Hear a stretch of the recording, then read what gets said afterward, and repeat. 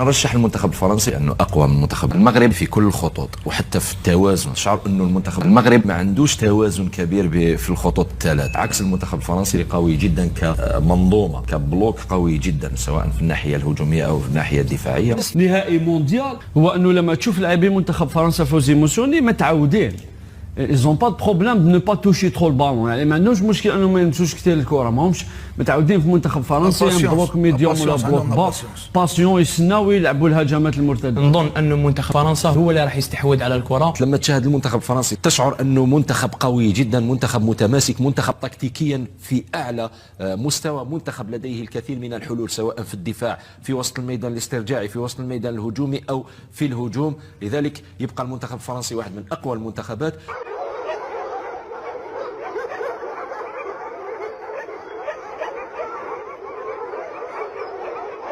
وعسل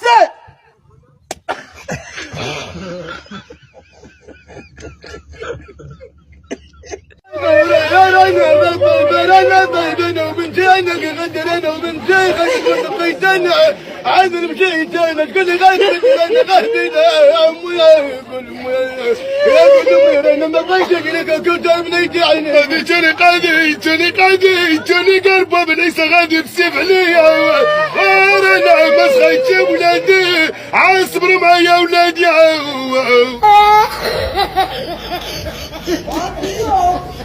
اي شد روحكم مليح. خطيرة جدا خطيرة جدا للتاريخ للتاريخ للتاريخ وجود الأطلس يصنعون التاريخ هنا في شباك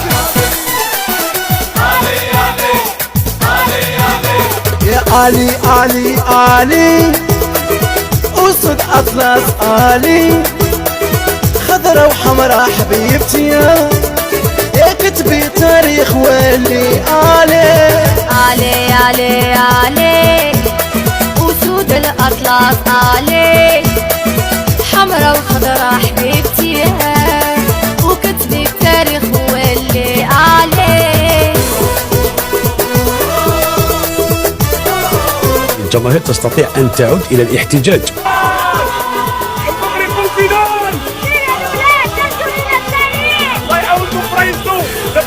ان شاء الله تحيا المغرب.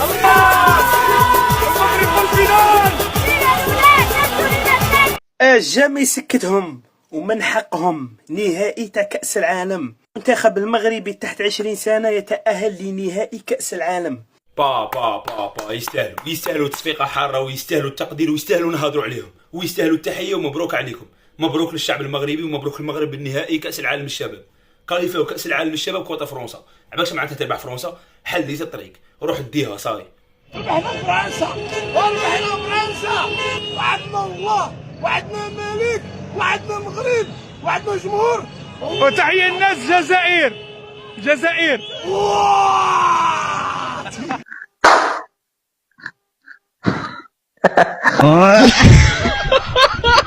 اليوم شفنا المنتخب المغربي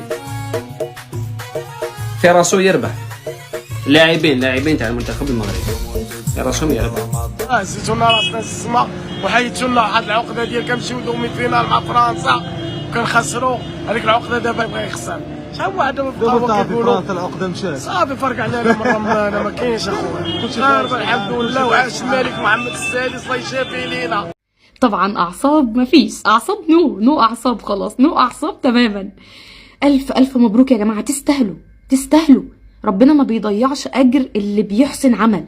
اللي بيحسن عمل ده ربنا ما بيضيعش اجره، ومفيش احسان عمل اكتر من اللي المغرب بيعمله في البطوله دي حاجه. ناس شغاله، ناس انت شفت الواد حاطط راسه تحت رجل اللاعب عشان ما يسجلش، راسه تحت رجل اللاعب عشان ما يسجلش جول. الله اكبر عليهم قسما بالله، رجاله ويستاهلوا التأهل وللتاريخ فعلا، وانتوا تستاهلوا. واللي يقول غير كده حاقد، لان المغرب بتاع الشباب عامل انجاز تاريخي، وكلنا كعرب لازم نبارك لهم على الانجاز اللي هم عملوه ده. باركوا لهم من قلوبكم. انا راه بان لي بحال باقي تنحلم لكم انا هاد الحلمه ديال 2022. المنتخب المغربي في نهائي كأس العالم ديال اقل من 20 عام، ومبروك علينا. ويلي ويلي ويلي ويلي ويلي ويلي ويلي، فيق فيق فيق.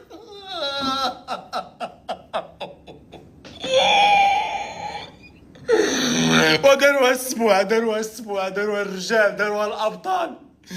برافو عليكم، برافو عليكم، برافو عليكم، برافو عليكم من القلب. سو الله يحفظ لكم الصحيحه ديالكم. برافو لي ليونسو، برافو اسود الاطلس، نتوما هما الابطال.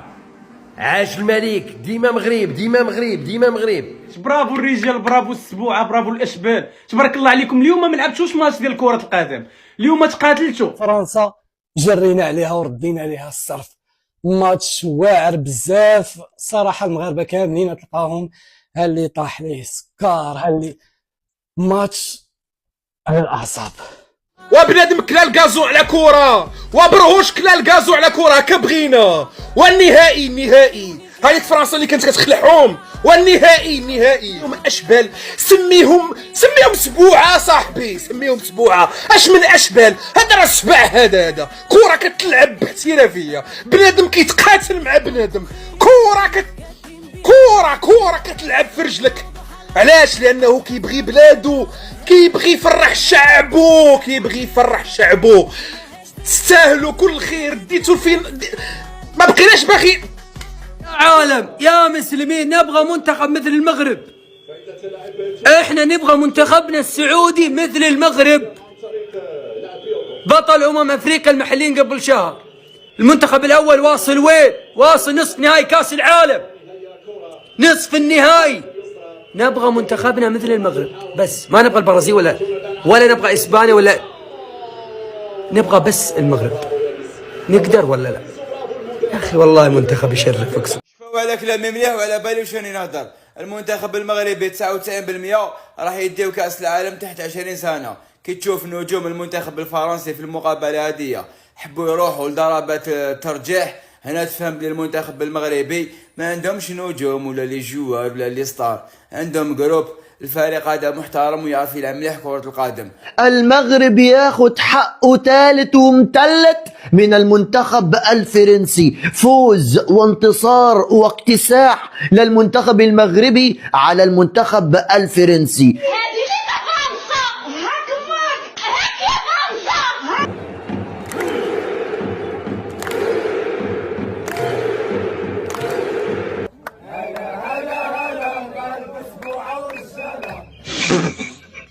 واحد جيران السوء الكراغيله كانوا يستناونا نخسروا باش يفرحوا، ولكن مع المغرب ما دوم لكمش الفرحه قسما بالله. الا نتوما فرنسا 132 سنه وهي تبكي فيكم، حنا راه في 120 دقيقه بكيناها. ما تجوك العرض كرغوليتو كرغلي، روح ترقد. راه غير راجل ماماك كان تيهتك العرض لماماك. يلا سير، وعاش الملك، الله الوطن الملك، وسير انا جاي. ما تقولوش ليا عمي التبون جاب اللعابه وعطاهم الاوسمه حيت تاهلوا كاس العالم. والله الا في الاول صحاب ديال الاسرى طالقينهم ومشاو يسلموا على عمي تبون. كنقول اش جاب دابا عمي تبون الاسرى؟ حتى بقيت كنحقق مزيان ولقاهم اللعاب تيراج معهم باش يدير لهم حق داكشي تاع الاوسمه، داكشي زعما كيما كيدير الحاج. الملك ديالنا الله ينزل هو الملك جمعهم، عرف علاش يجمعهم؟ حيت وصلنا للربع النهائي وداك المربع الذهبي، والتبون جمعهم حيت تاهلوا لكاس العالم. يا ودي مني كنقول لكم راه المغرب الاصل والباقي تقليد، كتبقاو تسبوا فيا. تاهل لكاس العالم ماشي شي حاجه، هما من بعد ما تاهلوا لكاس العالم 2026 سيكونس عاوتاني يا اخوان سيكونس. شفتوا يا عرب المغرب بيحتفل امتى؟ شفتوا يا عرب ان المغرب مش بيحتفل بوصوله لكأس العالم، ولا بيحتفل بوصوله لكأس افريقيا، ولا بيحتفل بالكلام الفاضي ده. شفتوا المغرب بيحتفل امتى؟ المغرب بيحتفل في الانجازات الحقيقيه. يعني المغرب لما وصل لنصف النهائي ما شفناش الناس طلعت الشوارع واحتفلت، لكن الان المغرب بيوصل للمباراه النهائيه، في ناس من كل المدن المغربيه طلعوا للشوارع وبيحتفلوا، لان هو ده الانجاز الحقيقي، لان هو ده الانجاز الصح، لان هو ده الانجاز المظبوط، لان هو ده الانجاز اللي ما فيش حد يقدر يعمله لا في افريقيا ولا الوطن العربي إلا المغرب. المغاربة هو الشعب المغربي، وفيقوا من النعاسه صاحبي وفيقوا من القلبه.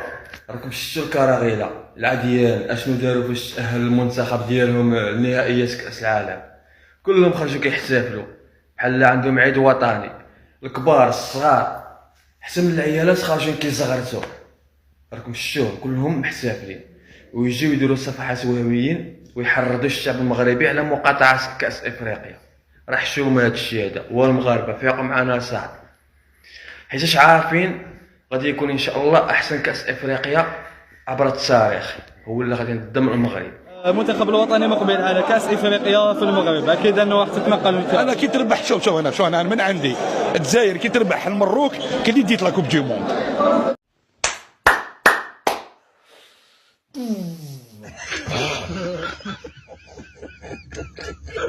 السلام عليكم. لقجع يبدأ الكواليس مبكرا، والجمهور الجزائري ممنوع من حضور مباريات منتخبه في كأس افريقيا 2025. حصري خاوه ما كاش ليه على باله به. كي خرجوا التيكيات على ماتش تاعنا في السوايع كملوا التيكيات، شوف معايا. وخبر اللي غادي نخلعكم به كاشاي ولا جزائري شرا تيكي كاع شراهم فوزي لقجع. وزوينه هذه. إخفاق المنتخب هو إخفاق فوزي لقجع، وإخفاق مخططات فوزي لقجع. على الأقل حنا أنا تمنيت تحدثت بحرية شخصية.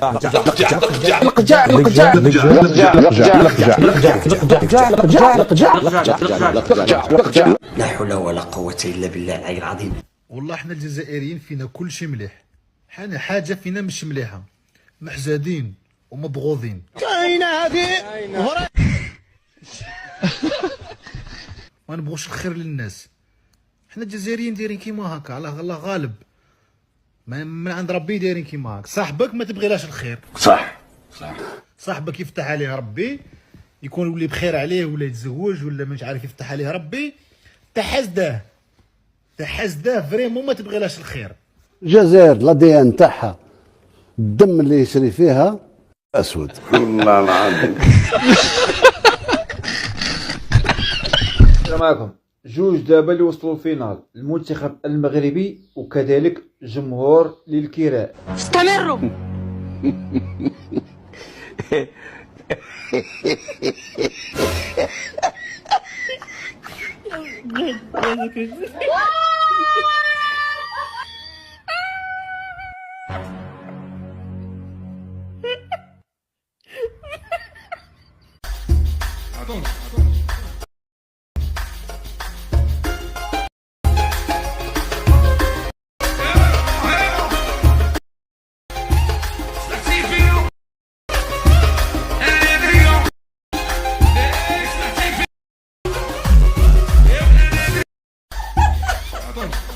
No sabemos qué ha pasado, pero lo voy a grabar. Lo voy a grabar por si acaso. Pero no sabemos qué ha pasado.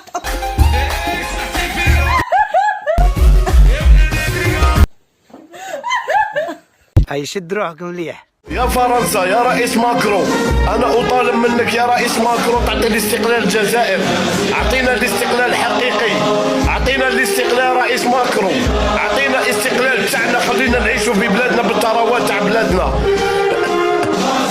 يا رئيس ماكرون يا رئيس فرنسا، الشعب الجزائري يطالب بالاستقلال الحقيقي، رانا طالبين الاستقلال، ما هذاك اللي عطيتوه لنا ماشي الاستقلال. مازال الجزائر في الاستعمار، مازال الجزائر في الاستعمار، رانا مستعمرين في بلادنا. اعطونا الاستقلال، اعطونا الاستقلال، اعطونا الوراق الحقيقيين تاع الجزائر. يا رئيس فرنسا يا رئيس فرنسا اعطينا الاستقلال تاعنا. الجزائر ما داش الاستقلال، ما ديناش الاستقلال. لو كان دينا الاستقلال الشعب الجزائري راه عايش بالثروات تاع بلاده. لو كان الشعب الجزائري عنده الطب، عنده لكل الامكانيات في بلاده. حقرتونا يا فرنسا، ما عطيتوناش الاستقلال. اعطونا الاستقلال تاعنا يا فرنسا، اعطونا الاستقلال يا رئيس ماكرون، يا رئيس ماكرون اعطينا الاستقلال. شفتوا رخص وطحين وذل اكثر من هذا. شو راك دير سعيدو؟ السلام عليكم. هاي 2025 2025 رانا نعمروا الماء في وهر سونطري فيه 2025. كنخلع علم تكنولوجيا مازالنا نفدو الكوادر نعمروا الماء. السلام عليكم خايسين. اعطونا الاستقلال تاعنا يا فرنسا، اعطونا الاستقلال يا رئيس ماكرون. اي شد روحكم مليح. العربي عاود نضلق طلع مشى.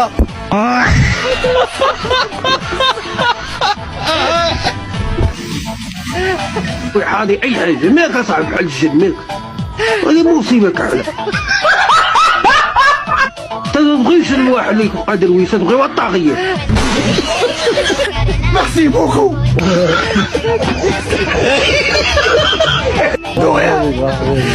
اعطونا الاستقلال تاعنا يا فرنسا، اعطونا الاستقلال يا رئيس ماكرون. وليت نحير كي نسمع تبون يقولك في بلادنا ما كانش مشاكل، ما عندناش مشاكل، فتقول له كنت تروح تشوف المواطنين وتسمع واش قاعدين يقولوا حتسمع العكس.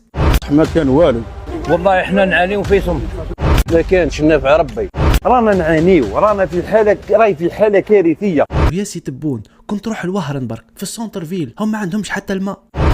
2025 اي بورتون تبون خرج وقال للناس ممنوع ممنوع ممنوع ممنوع منع بات باش حي ما يجيش الماء يومين. ولكن مادام هو عايش في عالم اخر روح شوف وهرن. اليوم 7 ايام رانا بلا ماء، وهذاك الماء اللي راهم يديروه لنا مالح راج، رانا قابلينه معليش. ومالغري سا يجي تبون ويقول لك ما عندناش مشاكل. هاد الايامات زاد خرجت ازمه جديده تاع البيض، السكر طلع حتى ل 60 ميل. ومالغري سا يجي تبون ويقول لك ما عندناش مشاكل. حتى الشباب مساكن عادوا يسحتوا فيهم ويحقروهم. شوف العاصمه كيف عمل نظافه يديروا لهم. لعبوا بينا، قالوا لنا تقدموا 3 اشهر، ما شفناش الكونترا هذه محدده. جينا صباح ربي واش قال لك؟ قال لك انتهت العلاقه بيننا وبينك. ما عندناش مشاكل. حتى اللي مع تبون كي تقول لهم يا ولدي في بلادنا والله ما كانش مشاكل وتوفا بيان ورانا كذا، اسمعوا وش يقول لك. نحن عندنا مشاكل، واللي يقول باللي رانا ملاح كل شيء نقولوا له كذاب ومنافق ومتسلق. لا لا احنا ما نقولوش الرئيس كذا فيه وعليه ابدا، احنا ما نطيحوش المستوى، لكن نقولوا بالك راهو عايش في عالم اخر ما عم بالوش، بالك راهو يستخيل باللي ما كانش مشاكل، بالك راهو مش فايق بالوضع وش راهو صاري، بالك يطلعوا له اخبار كاذبه. نحن عندنا مشاكل. ما عندناش مشاكل. عندنا مشاكل. ما عندناش مشاكل. كذاب ومنافق ومتسلق. والله كلام 100%. لما بلد الناس قاعد تشوف، كل العالم هو يشوف انه البلد هذا هو يعيش وضعيه مزريه، احتجاجات يوميه، الشعب يعيش وضعيه الشعب مزريه مزريه هو يعيش فيها. صح. اليوم انا كيفاش نعيش في مثلا في وضع صعب ونجيب كاس افريقيا، واش ندير اليوم وهذه النزوره هذه باش تبني لنا اخوتي المغاربه.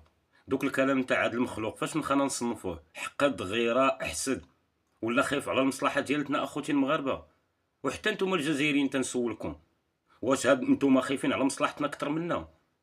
مشاكل بلادكم كاع ما تتقادا، خليتوها وتتناقشوا في مشاكل بلادنا. اش غادي نقول لكم؟